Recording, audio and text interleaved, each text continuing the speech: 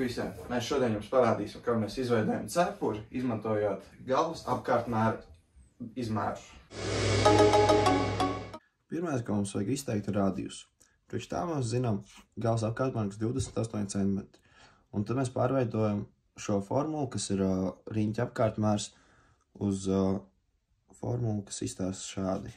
Radius vienāds ar C dalīts 2pi. Un ievietojot lielumus, radius vienāds 28 dalīts ar 2pi, saīsinot iegūstam, ka 14 dalīts ar pi ir mūsu galvas apkārtmērs.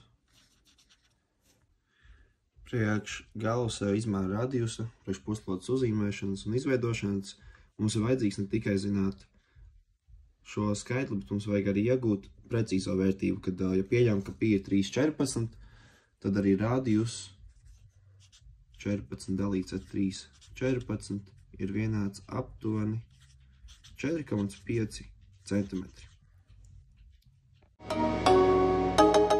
Mēs izmantosim aprēķinot augstumu 30 grādu kvadrāta diagonāļu teorēmu, kur zinot kādu malu, kas šobrīd, kur mēs zinām, ir OC jeb radius, tā ir A.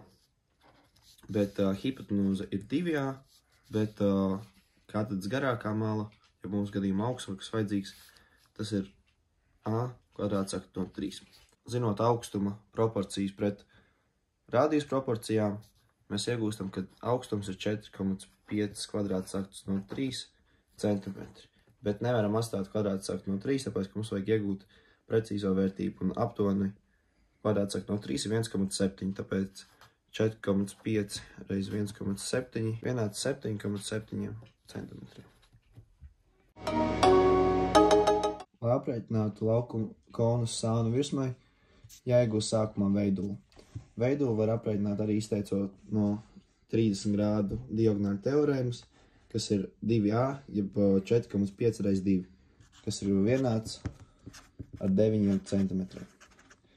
Lai iegūtu sānu virsmas laukumu, jāizmanto formula S vienāds ar pi r reiz veidule, un šī ir veidula, ko mēs ieguvām, jā, starp citu.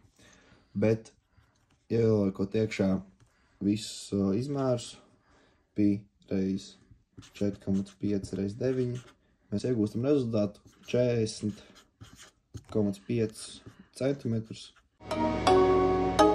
Apkārtmēra galvē mums vajadzēs izgriezt mazu lentu priekš nila galvas izmēra, kas bija 56 cm. Šeit mēs atzīmēsim, novilksim pāris palīglīnijas, lai vieglāk ir izgriezt. Un griežam.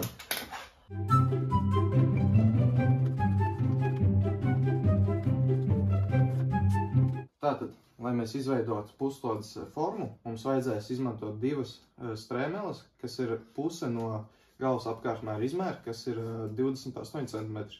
Mēs tagad izgriezīsim vēl vienu šādu, un tad salīmēsim visu kopā.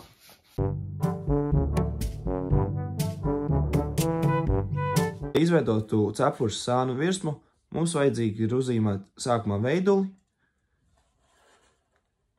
ar transportieru palīdzību iegūt 60 grādu leņķi, no kura tālāk mēs varam uzzīmēt sektoru.